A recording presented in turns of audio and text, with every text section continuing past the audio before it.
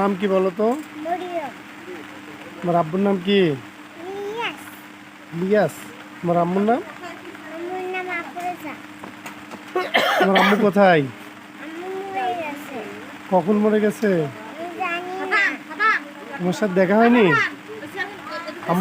আম্মুর কথা কি মনে পড়ছে? মরিয়ম, আম্মুর কথা কি মনে পড়ছে?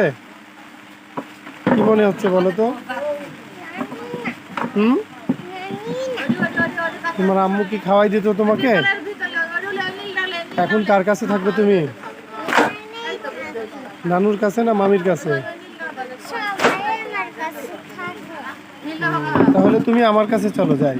যাবে? আমি তো তোমার নানু।